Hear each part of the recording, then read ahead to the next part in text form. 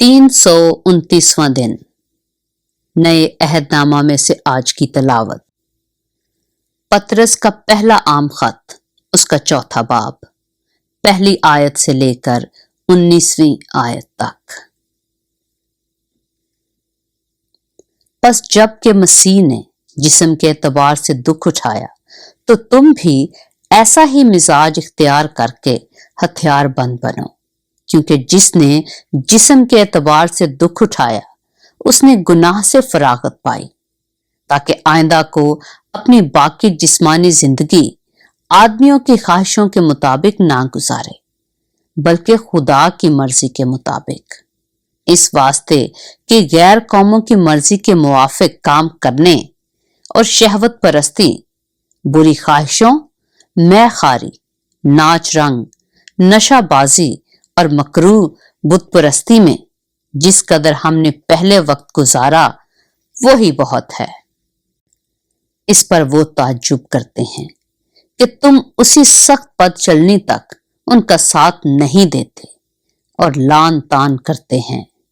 उन्हें उसी को हिसाब देना पड़ेगा जो जिंदों और मुर्दों का इंसाफ करने को तैयार है, क्योंकि मुर्दों को भी खुशखबरी इसीलिए सुनाई गई थी कि जिस्म के लिहाज से तो आदमियों के मुताबिक उनका इंसाफ हो, लेकिन रूह के लिहाज से खुदा के मुताबिक जिंदा रहें।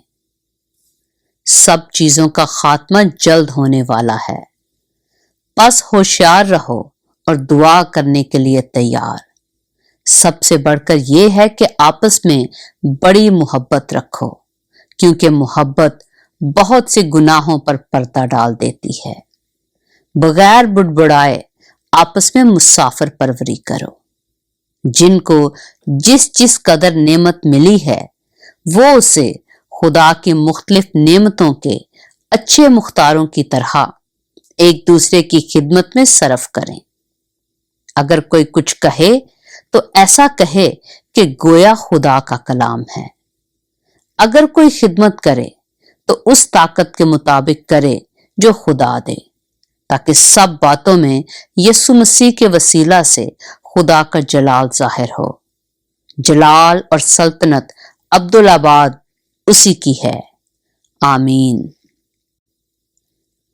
ऐ प्यारो, जो मुसीबत की आग तुम्हारी आजमाइश के लिए तुम में भड़की है, ये समझकर उससे ताज्जुब ना करो कि ये एक अनोखी बात हम पर वाक़या हुई है, बल्कि मसीह के दुखों में जूं जूं शरीक हो खुशी करो, ताकि उसके जलाल के ज़हूर के वक्त भी निहायत खुश व खुर्रम हो। अगर मसीह के नाम के सबब से तुम्हें मलामत की जाती है तो तुम मुबारक हो, क्योंकि जलाल का रूह यानी खुदा का रूह तुम पर साया करता है।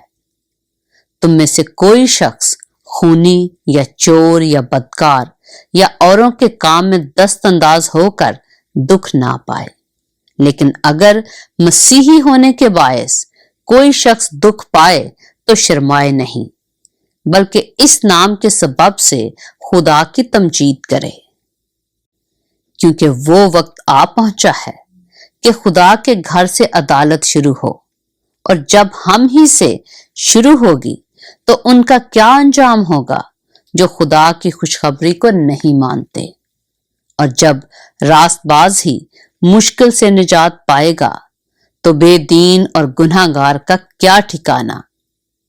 बस जो खुदा की मर्जी के मुवाफिक दुख पाते हैं वो नेकी करके अपनी जानों को वफादार खालिक के सुपुर्द करें।